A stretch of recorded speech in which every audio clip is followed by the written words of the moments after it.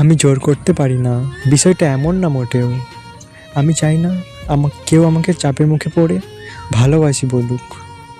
আমি চাই না কেউ অস্বস্তি নিয়ে আমার সাথে সম্পর্ক চালিয়ে যাক। আমি ভীষণভাবে বিশ্বাস করি, নিজের উপর জোর দিয়ে যেমন কাউকে আপন করা যায় না, আর একজনের ওপরে তেমন জোর দিয়ে তার আপন হওয়া যায় না। আমি চাই আমার মানুষটা আমাকে ভালোবাসুক। আমি চাই আমার বন্ধু শুধু আমার হয়েই থাকুক। কিন্তু তারা যদি না চায়, তাদের স্বাধীনতা আছে আমাকে ছেড়ে যাওয়ার।